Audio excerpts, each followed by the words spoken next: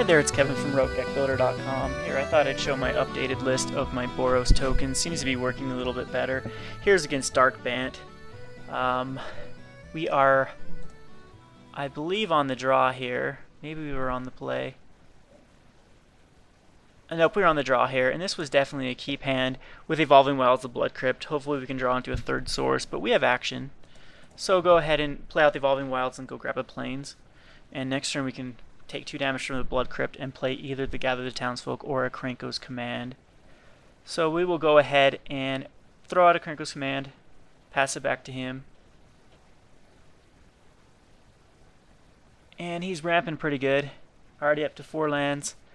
We'll wheedle him down with the goblins and throw out the Lingering Souls. And you think twice as in Farseeks. A lot of ramp. Throw out the Blood Crypt, and hopefully we draw into the 5th source because he is dead on board next turn. No, not quite. Not quite. We are off 2 damage if that's the case. Oh, no, we're not. We just play we play a Lingering Souls and a Krenko's Command, and now he's definitely dead on board next turn if we draw a red and he doesn't have any sort of counter spells. But the Detention Sphere comes in, and we're 1 off from killing him if we draw a land. Which we don't. We'll just hold up the Midnight Haunting, swing in, take him down to a 10, and now we do have enough damage with the Burn at the Stake.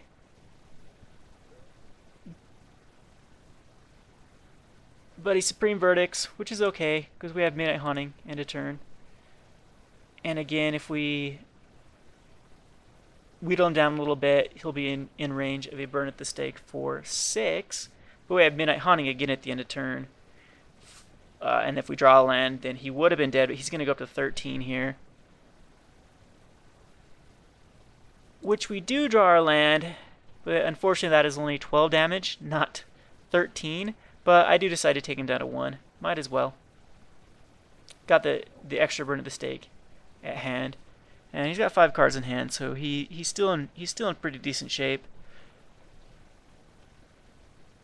And Terminuses, you know the drill. But it gives us a free reign here to cast our Goblin Rally, which we'll do.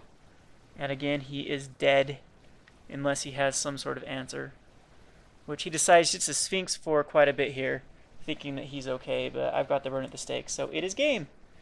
And that is why I'm glad I kept in the Burn at the Stakes. I did cut down to 2 Battle Hymns and 2 Burn at the Stakes, cut out the Past in Flames, cut out the Reforged the Souls. I don't think they work very well in this deck. Added some Gather the Townsfolk, added a Bloodline Keeper, and that's pretty much the gist of the deck now. It seems to be working a lot better rather than getting stuck with a bunch of dead cards in our hand. That was game number 1. We'll go on to game number 2, which is a very slow hand but a good hand. On the draw again. Throw that mountain into play so all of our lands come into play untapped. Throw out Evolving Wilds, no point not to. And go get a swamp.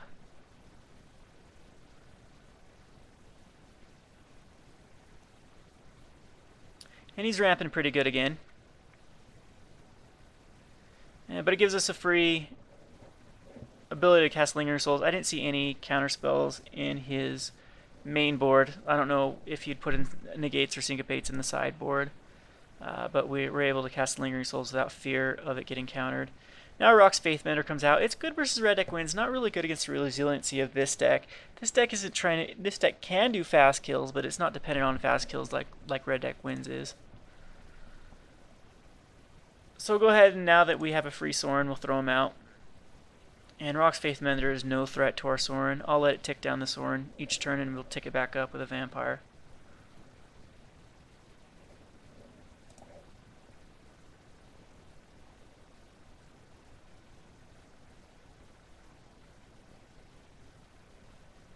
So he'll do that. I won't block, no point. And here comes the Thragtusk number 1. So I decided to make it a Vamp and attack in with the the spirits, and then I can linger here and have a huge Hellrider next turn. Hellrider can come out of nowhere with a Sorin and go for the kill here. If he wouldn't have Detention Spirit here, say he would have played another Thragtusk, I would have put it up to 36, and we could have done 3, 6, 9, 12, 15, 18, 21, 20, 24, well, 18 from the spirits alone, and just kept everything else back by minusing our Sorin and casting a Hellrider. But the Detention Sphere does set us back quite a bit. It gets rid of all of our spirit tokens. And we'll block the Thragtusk, but once again, not worry about blocking the Rock's Faithmender. Got a few options here. I just decided to cast the Hellrider and swing with a Vampire token. That way, oh, and the Hellrider. That way I can block the Thragtusk with a Vamp token. And again, not worried about that Rock's Faithmender. It's not doing much against me. Thinking twice. Again, just block the Thragtusk. No point blocking the Faithmender. And he plays Thragtusk number 2 and Augur Bolus, which is unfortunate for us that we see a Terminus. So I did decide I draw the extra Sorin, so we'll just -2 Sorin. Put some more power on board. Bring him back down to a manageable life total. And let him kill off our Sorin here. And Thragtusk number 3 comes out, and he's back up to 40 life.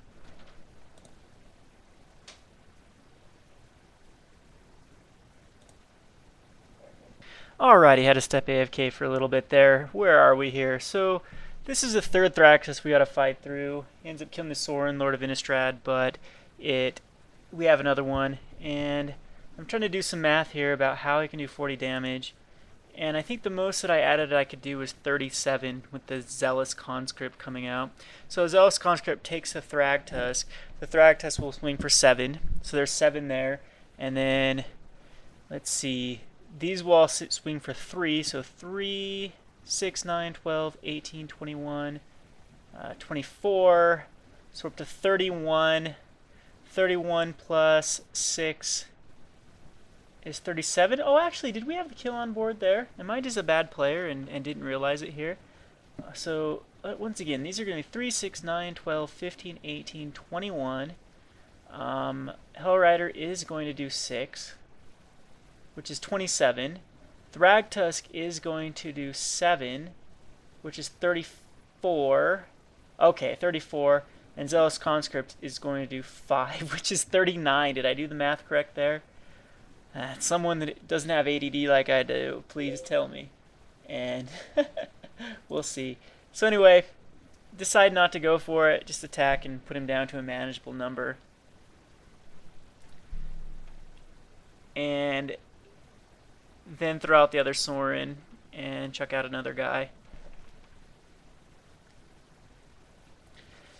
So I know what's coming here. I know it's the Terminus. He's going to throw the Terminus out. And so he can have 3 3/3s, which, it's okay, not a big deal. We'll be able to recover here with another token generator, or Sorin should be able to, Sorin and Zealous Conscript should be able to block enough to keep Sorin alive. And we do like to see the Krinkos command, so throw out a Vampire Krinkos command and throw out the Zealous Conscript, take a Beast, and hit him with the Beast. Again, he's down to 26, which is a much more manageable number. 1 card to 0 cards, now 2 cards to 0 cards, and we'll trade here. I'll double block, let Sorin go down to 2, and keep a Goblin alive to kill that other Beast token next turn. Love to see Bloodline Keeper. We'll throw him out, and that will fill back up our board, and he's got to top deck another Answer. Like to see the Intangible Virtue as well. That means we can swing in and stay back to block. So he will block a Vampire. So I'm thinking another board wipe has got to be in the near future. which Thractus number 4 comes out. So 4 Thractus we gotta fight through this game, and with the Rock's Faithmender, how much life this guy's gained this turn is nuts. But we are beating him on the resilience race as we're able to throw out two vampire tokens each turn, and Bloodline Keeper is very, very close to flipping here. But his flip side, oh, I guess his flip side does actually, I thought that he lost his tap, put a 2/2 black vampire creature token flying on the battlefield when he flipped. My bad, I should have flipped there. I should have activated and flipped. But I don't think it matters because I think he is able to, yeah, turn this off the top, so it wouldn't have done anything. And once again, back to square one. 1 card versus 0 cards. Let's see who can top deck the best. I'm not liking that, but I do have the advantage of Sorin. Sorin's basically generating me an extra card per turn as he puts out 3/2 vampires. And we're wheedling down our deck with Evolving Wilds, minimizing the chances of lands drawing. Don't like to use that Blood Crypt. But again, he drew a land as well, so pretty even. Throw out another dude. Now Sorin's up to 7, so we can actually kill and take over anything he puts out. Say an Angel Serenity. Haven't seen an Angel Serenity yet. And anyway, now Lingering Souls. I'm not going to throw it out because he's dead next turn anyway if I'm -2 Sorin and swing with the vampires if he doesn't play anything, and might as well not jump headfirst into another board wipe. Now, here's the power of some of my opponent's abilities to top deck here. He's able to Nephalia Drownyard a Think Twice. Now with his Think Twice, he's able to, 1 card in his deck that he'll be able to cast here, because he can't Miracle a Terminus off the top. So there's 1 card in his deck that he can use, which is Supreme Verdict, that he can draw with 1 card. And does he get it? Yes, he does.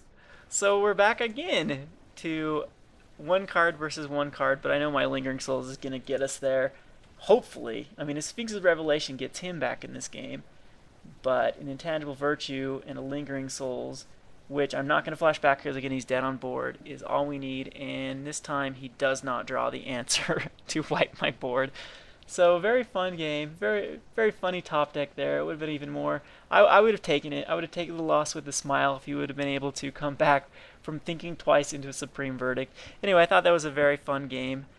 This is Kevin from RogueDeckBuilder.com. Thanks for watching.